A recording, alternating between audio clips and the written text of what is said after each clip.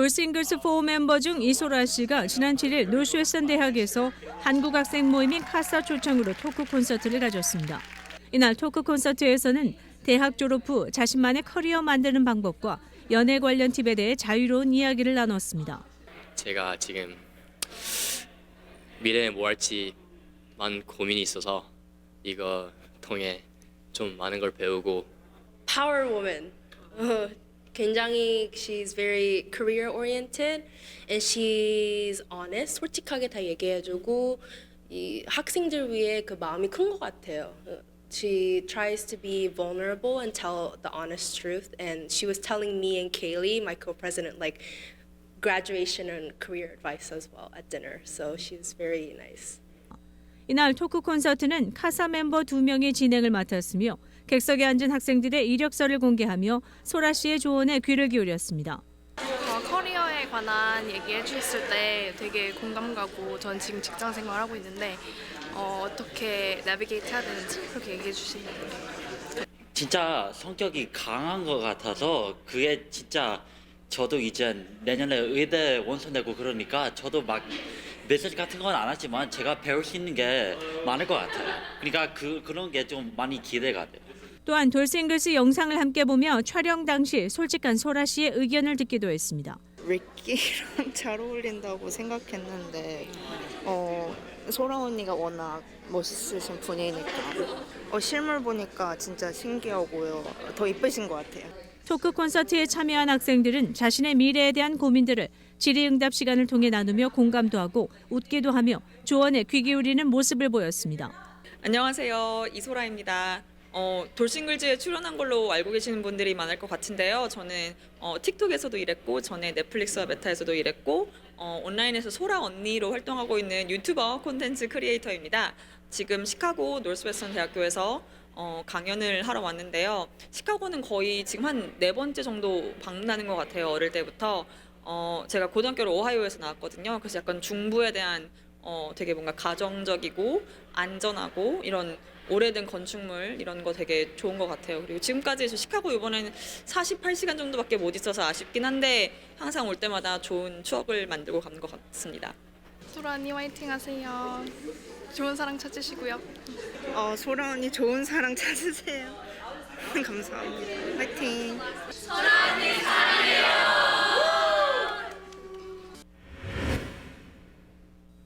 제롬 파월 연방준비제도 의장이 7일 연내 첫 금리 인하 개시 시점이 멀지 않았음을 시사하는 발언을 하면서 S&P 500 지수가 사상 최고로 마감했습니다.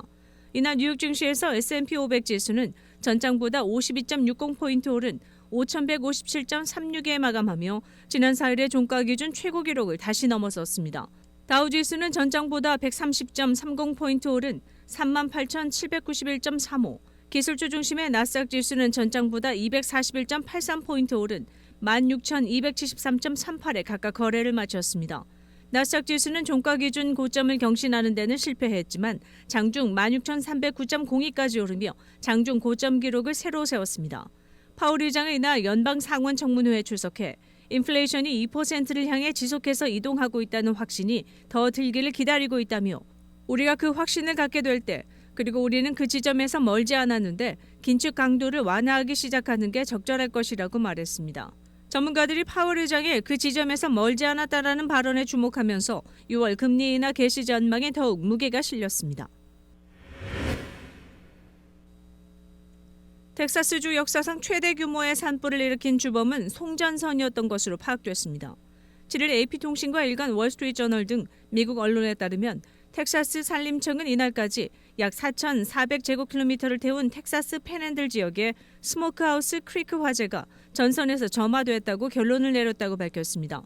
산림청은 또 이 화재에 뒤따라 발생한 윈디듀스 화재도 전선으로 인한 것이라고 결론지었습니다. 당국은 전선이 불길을 일으킨 자세한 경위는 밝히지 않았습니다. 지난달 26일 발생해 이날까지 열흘째 이어진 스모크하우스 크리크 화재는 텍사스주 역사상 최대 면적을 태운 것으로 기록됐으며 이날 정오 기준으로 74% 진압된 상태입니다. 이 화재가 휩쓸고 간 면적은 서울시 전체 크기의 7배가 넘습니다. 이 화재로 인해 2명이 숨지고 건물 약 500채가 파손됐으며 일대 농장, 목장의 가축 수천 마리가 죽은 것으로 전해졌습니다.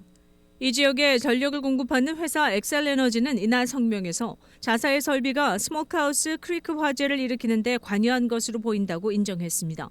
다만 이 회사는 두 번째 윈디듀스 화재에서 자사의 설비가 역할을 했다는 증거는 없다고 반박했습니다.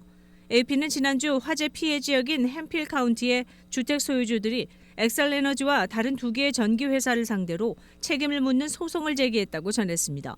이들은 마을 근처에 전선이 끊어져 땅으로 떨어지면서 화재를 촉발했다고 주장했습니다.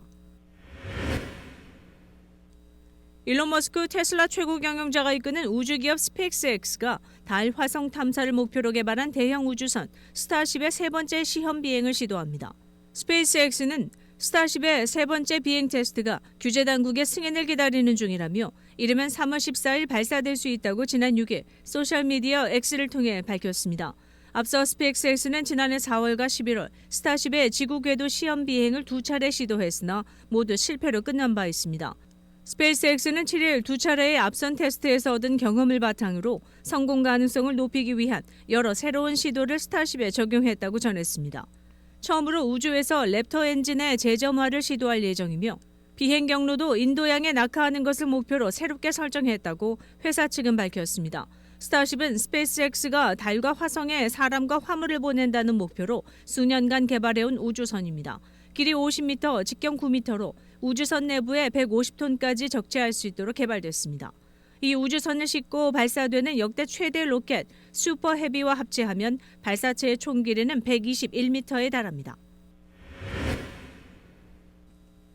조 바이든 대통령은 7일 연방의회 합동회의 국정연설을 통해 미국의 위대한 컴백에 대한 비전을 밝혔습니다.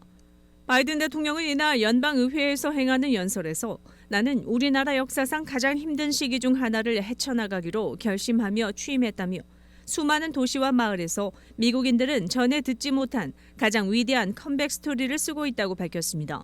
바이든 대통령은 지난 대선 당선 직후 미국이 돌아왔다는 메시지를 전 세계에 타전한 바 있습니다. 바이든 대통령은 또 이날 국정연설에서 미국의 컴백은 미국인의 가능성의 미래, 중산층으로부터의 경제, 하향식이 아닌 상향식 경제를 만들고 있으며 미국 전역과 모든 미국인에 투자하고 있다며 이는 모든 사람이 공정한 기회를 갖고 누구도 방치되지 않게 하기 위함이라고 말했습니다. 바이든 대통령은 또 내 인생은 내가 자유와 민주주의를 포용하도록 가르쳤다며 정직, 품위, 존엄성, 평등, 모두에 대한 존중, 모두에 대한 공정한 기회 부여, 증오에 대한 배척 등을 강조했습니다. 그러면서 내 세대의 일부 다른 사람들은 분노와 복수, 보복의 미국인 이야기를 본다면서 그것은 내가 아니다라며 자신과 대선에서 맞설 도널드 트럼프 전 대통령을 간접적으로 겨냥했습니다.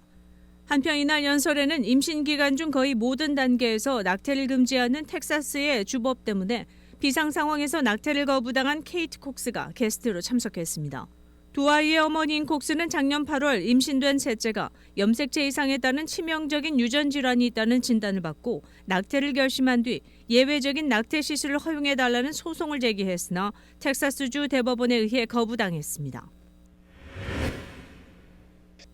샌프란시스코 국제공항에서 오사카로 향하려던 유나이티드 항공 소속 여객기가 이륙 중 타이어 한 개가 탈락하는 사고가 발생했습니다. 사고로 인해 공항 내 직원 주차장에 주차돼 있던 여러 대의 차량이 파손됐으나 다행히 인명피해는 발생하지 않았습니다. 유나이티드 항공 대변인에 따르면 오전 11시 35분경 오사카로 향하던 유나이티드 3호편이 이륙하는 과정에서 착륙장치 타이어의 일부가 탈락했다고 밝혔습니다. 타이어 파편은 공항의 직원 주차장에 떨어졌으며 현장에 출동한 경찰이 타이어에 맞은 것으로 보이는 차량 주변에 경고 테이프를 설치했습니다.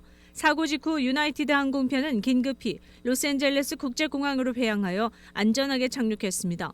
항공사 측은 777-200 기종은 주 착륙 장치당 6개의 타이어를 갖추고 있으며 타이어 일부가 손상되거나 없어도 안전하게 착륙할 수 있도록 설계돼 있다고 설명했습니다. 해당 항공편에는 승객 235명과 승무원 14명 등 총 249명이 탑승했었습니다. 사고 현장을 목격한 게리 글래스 씨는 타이어가 공항 직원 주차장의 차량들을 강타하는 모습을 목격했으며 특히 빨간색 테슬라 차량이 타이어에 의해 완전히 파손되는 장면을 봤다고 전했습니다. 그는 또한 그 속도와 힘으로 떨어졌다면 사람이라면 완전히 으깨졌을 것이라며 충격적인 사건이었음을 밝혔습니다.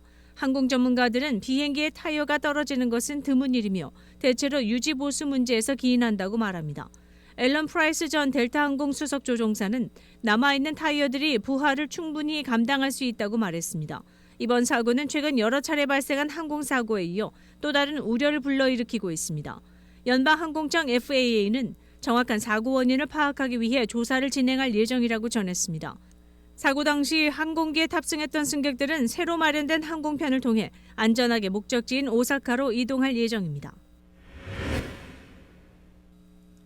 캐나다 수도 오타와 근교 도시에서 10대 청년이 휘두른 흉기에 일가족 5명 등 6명이 한 집에서 참변을 당했다고 캐나다 통신 등이 7일 보도했습니다.